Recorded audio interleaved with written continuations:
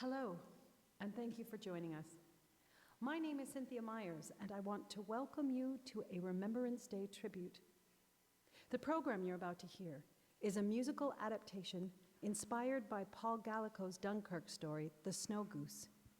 This piece is performed by 3 local youth actors, Eden Mitchell, Will Patterson, and Dustin Chaplick. We hope you'll enjoy our interpretation of this beautiful story.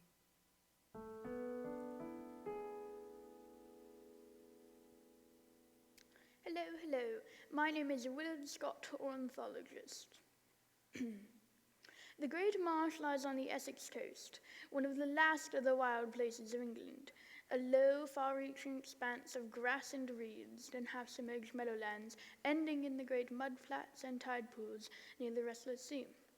The crooked, meandering arms of many little rivers whose mouths lap at the edge of the ocean, cut through the sodden lands that seems to rise and fall and breathe with the reoccurrence of the daily tides. Deep into a salting, an old seawall runs and turns north. At that corner, its face is gouged, broken and shattered. It has been breached. And at the breach, the hungry sea has already entered and taken for its own the land, the wall, and all that once stood there. It is desolate, utterly lonely, and made lonelier by the cries and the calls of the waterfowl that make the home in the marsh. The geese and the gulls, the teal and the widgeon, the red-shanked sand curlews that pick their way through the marsh. Of human inhabitants there are none, and none are seen, with the occasional exception of a wildfowler or native oyster fisherman. Sometimes at sunrise and sunset, sky and land are aflame with red and golden fire, illuminating the ruins of an abandoned lighthouse, its stones like buoy markers on top of a sagging fence. Once this lighthouse abutted the sea and was a beacon on the Essex coast. I remember. Late in the spring of 1930, Philip Rialto bought the abandoned lighthouse to live and to paint. He had withdrawn from all human society. Some of the reasons were apparent. People looked askance at his warped, misshapen body and dark visage, but see the birds, how they watch him. They don't fly. They're not afraid. Watch his hands, see how gently. That is why they will not betray. If you knew him, so kind, so gentle and strong, looking for a place to belong, looking for a place to belong. When he walks through the village, how they stare. Ignorance breeds contempt. Hear the words of the gossip echo in song. You do not belong.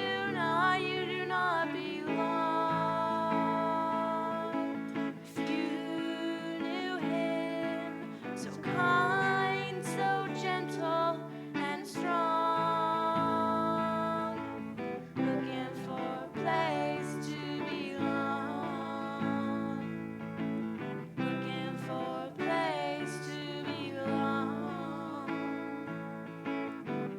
Other men, they push him so far away, with ridicule and exclusion and judgment they play. Rialto does not hate. Rialto does not hate.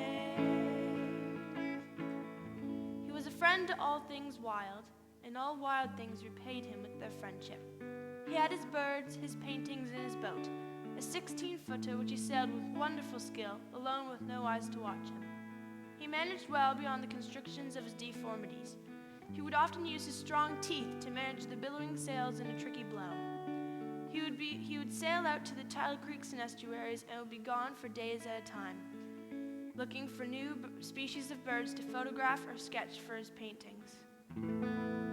When you didn't paint, see the colors, they're on fire, dance across his canvas in shining light.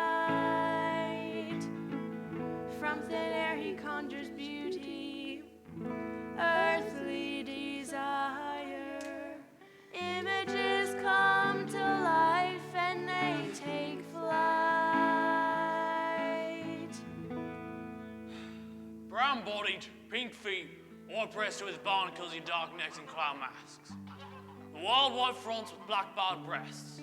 Widgeon, mallet, pintail, teal and shoveler. It is my pleasure that you gather here today, so that I may keep you safe from hunters and their guns. So beautiful, so wild. Who would shoot such a creation? I know that you will answer the call of the north in the spring, but I will in the fall, I shall await you under an autumn sky. Remember that this lighthouse is your sanctuary, a safe haven where you are my guests, my happiness. Always come home to me. When he's near, all is quiet, all are safe and warm. He will mend our wounds and souls never harm. In his heart lives a giant, prince with peaceful mind. Cast away from all mankind.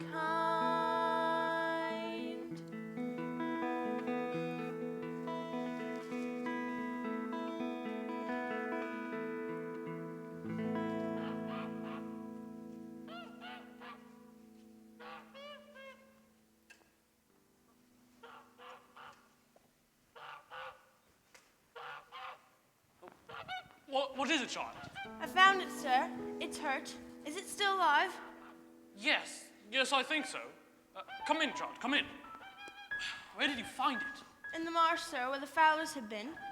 What is it? It's a snow goose from Canada. But how in all heavens did it get here? Can you heal it, sir? Yes, I think so. Come, you shall help me.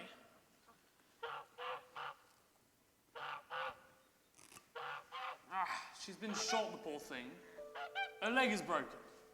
And the wingtip. But not badly. See, we will clip her primaries so we may bandage the wing. But in the spring, they will grow back and she will be able to fly again. We will bandage it close to her body so that she may not move it until it's set. And we'll make a splint for the poor leg. We will call her the Princess Perdue, lost princess. In a few days, she'll be feeling much better. See, wait! What's your name, child? Frith. Fritha, I suppose. Will you come back tomorrow, or the next day, to see how the princess is getting along? Aye.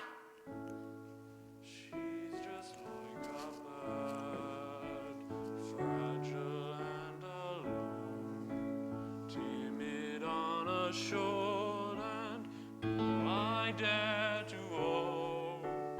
Do I dare to dream?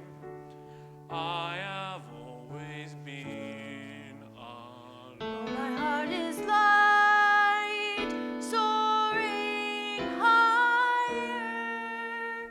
He will make things right. He will mend this flyer. Days turn to weeks, months, years. Time keeps a vicious pace. We feed the birds, calm their fears in this sacred place. Look, Philip, she bean't going. The princess be going to stay? Aye, she will stay. The lost princess is lost no more. This is her home now, of her own free will. I must go. Goodbye. I'd be glad the princess will stay. You'll not be so alone now. Goodbye, Frith. Seasons change, the birds will come and go. Time, it will not wait. Demands, they will not be still. Love is sometimes lost, we still say you will.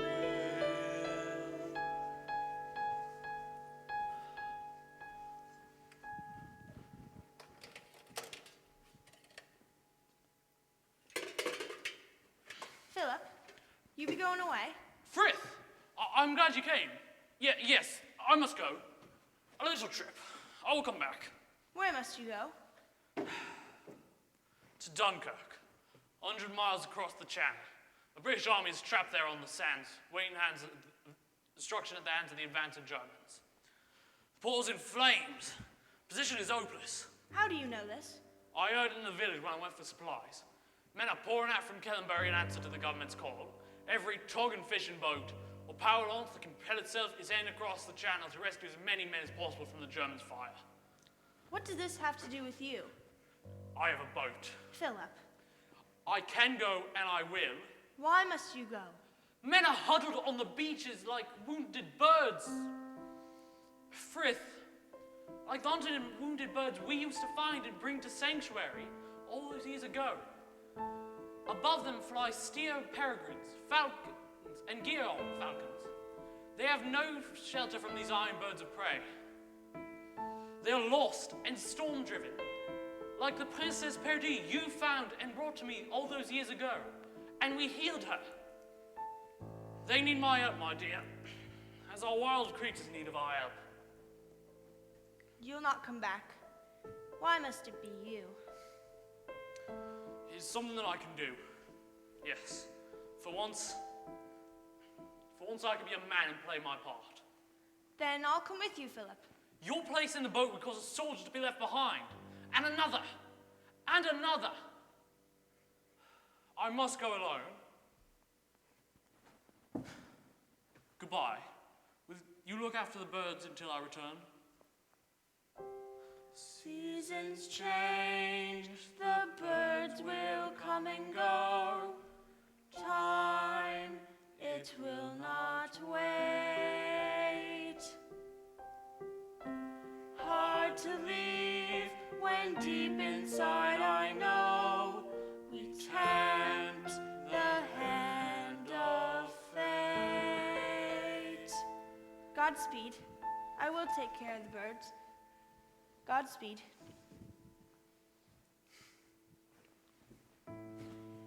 He lives without fear, fighting for his chance. Deep honor burns within, and how will he survive?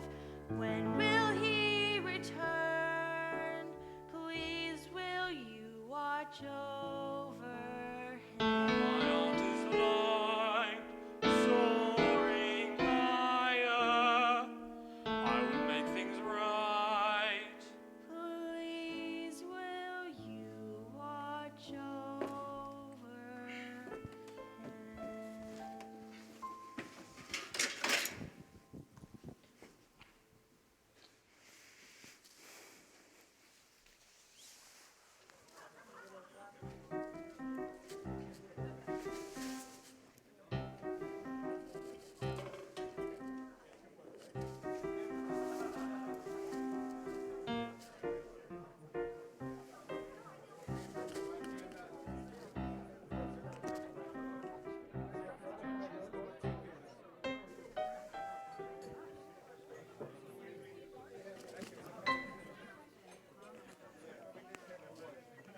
A bloomin' goose, so help me.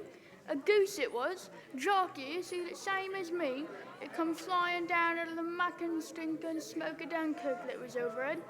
It was white with black on its wings, and it circles us like a bloomin' dive bomber. Hey, Jock. I says, we're done for. It's the bloomin' angel of death to come for us. Darn, I says, it's a ruddy goose come over from home with a message from Churchill, and how are we enjoying the bloomin' bathing? No, it's an omen, that's what it is, a bloody omen. We'll get out of this yet, me lad. We was roosting on the beach between Dunkirk and Lappenny, like a lot of bloomin' pigeons on Victoria Embankment, wait for Jerry to pot us. He potted us good too. He was behind us. He flanked us. He was above us. He gave us shrapnel and he gave us HE. Then he peppers us from the blue atmosphere with Jenna Smiths. Now offshore is a Kentish maid, a ruddy excursion scow, what I've taken many a trip on in the summer. The Kentish maid is waiting to take us off half a mile out from the blooming shallows. While we're lying there on the beach, done a cursing, because there ain't no way to get to that boat, a Stuka dives on her, and his bombs drop alongside of her. Throwing up water like the bloomin' fountains in the palace gardens. A regular display it was. Then a destroyer come up and says, "No you don't, Stuka, ack, pom-pom." But then another Jerry dives on her and hits her. Cool did she go up? She burnt before she sunk, And the smoke? and the stink come drifting inshore all yellow and black. And then, a blooming goose flying overhead, come to save the day. A blooming goose. As sure as we were dead, she would lead the way. Into the skies of Dunkirk flies a snow white goose. I says to myself, I'm seeing things, eyes delirious. Surely God himself was bound to stay away. But there she was, smack dab in the middle of the fray. A circling around us trapped on the beach. And then around the bend he comes in his bloody little sailboat, sailing along as cool as you please, like a bloomin' toff out for a pleasure spin on a Sunday afternoon at Henley. Him that saved a lot of us. He sailed through a boil machine gun bullets from a Jerry and a Jidder Smith what was strafing. A Ramsgate motorboat, what tried to take us off half an hour ago, had been sunk there, but he didn't give it no mind, he didn't. He sailed along as cool as you please. He didn't have no petrol to burn or explode, and he sailed in between the shells. Into the shallows he come out of the black smoke of a burning destroyer. A little dark man. With a beard and a blooming cloth for an hand and an hump on his back. He had a rope in his teeth, what was shining white out of his black beard, his good hand on the tiller, and his crooked one beckoning us to come. And overhead, round and around, flies the ruddy goose. I says, look, it's all over now. It's the bloody devil come for us himself. I must have been struck, and I don't know it. Gone, I says. More like the good Lord he looks to me than the devil. With his white face and dark eyes and beard, then he sings out, I can take 7 at a time. our officer was shouting at us, you nearest 7, get in. See, we was in the drink with Jerry overhead, and all that we could think was we were surely dead. The shots were ringing out, the bombs were being dropped. The more we fought, the more that they could nay be stopped. I was so weary that I couldn't climb over the side. So he grabs me by the collar of me tunic and pulls. Coo, he was strong, he was. In you go, lad. Come on, next man. Then he set sail what looks like a sieve from the machine gun bullets. You're down in the boat. Stay down in the boat, boys, in case we meet any of your friends. I could see the flares, hear the bombs and the guns. I was saying me prayers, ready to be done. And then, A blooming goose flying overhead, come to save the day. a blooming goose. As sure as we were dead, she would lead the way. Into the skies of Dunkirk flies a snow white goose. I says to myself, I'm seeing things, eyes delirious. Surely God himself was bound to stay away. But there she was, smack dab in the middle of the fray. That blooming goose flying around and around, honking above the wind and the road that Jerry was making. Like a blooming Morris automobile on Winchester Bypass.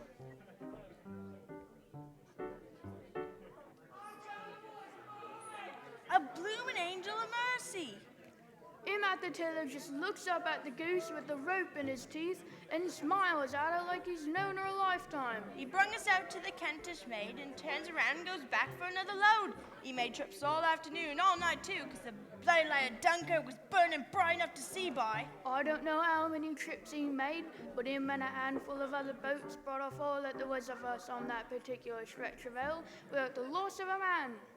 And there was more than 700 of us aboard a boat built to take 2 under. He was still there when we left, and he waved us goodbye and set off toward Dunkirk with the bird with him.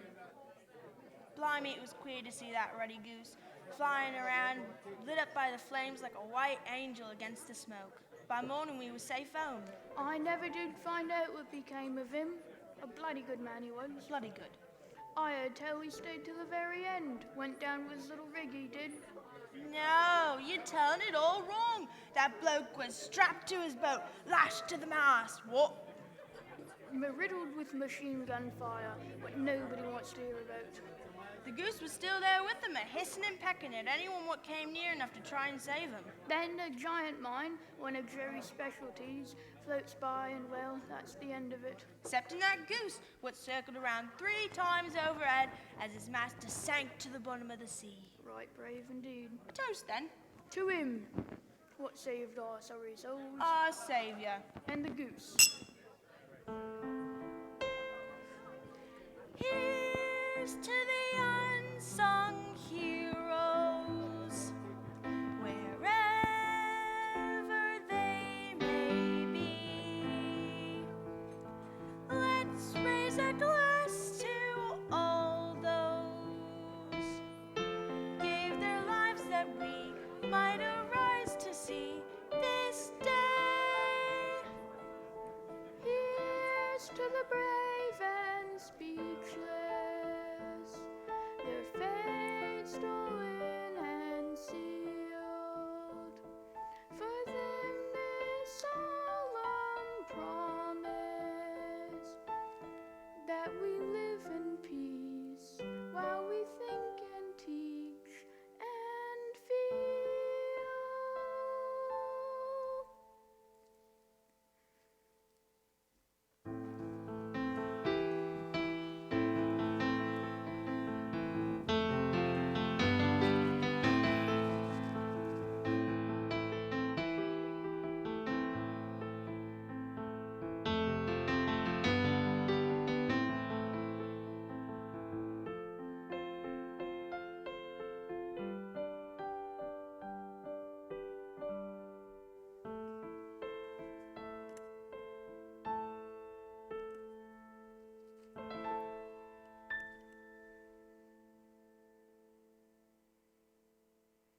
Early one morning in 1941, a German pilot on a dawn raid mistook the lighthouse for an abandoned military object and dove into it a screaming steel hawk and blew it and all that it contained into oblivion.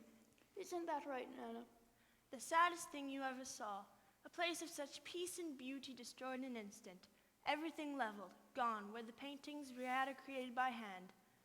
I could not begin to count how many of them went up in flames. It was as if everything Philip Riata created and loved were erased. Who was Philip Riata, Nana? There were terrible rumors about this man living in a desolate, haunted lighthouse. I knew they were all wrong when I saw him take such good care of the wounded Snow Goose. I still remember the last time I saw him. He was preparing for a journey to Dunkirk across the channel to save the soldiers off the beaches. He was trying to protect me by talking about the steel gear falcons and peregrines. I was too young to understand he was talking about bombers and fighters and that we were at war. He never returned from that trip. Oh, could you tell me what happened? When the Princess Peridou returned alone, I knew I would never see Philip again. The soldiers he saved off the beaches still see him as a war hero even to this day. A hero indeed. He overcame his own limitations to save so many. Isn't there one painting that still survives? Oh yes, my painting. Could you show it again, Willard? This one? My painting!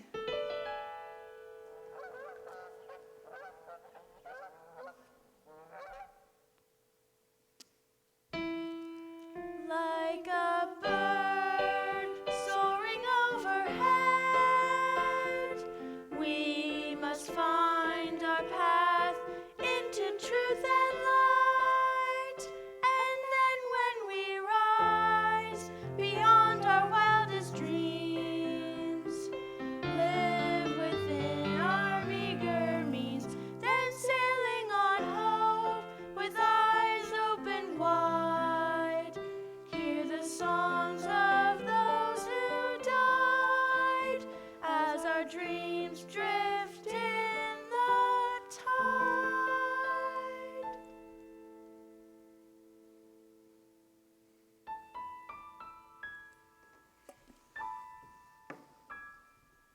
The performers wish to dedicate this performance to the contributions made by fellow actor Eric Wee, who was not able to participate. Thank you for listening, and until we meet again, stay safe, choose to be kind.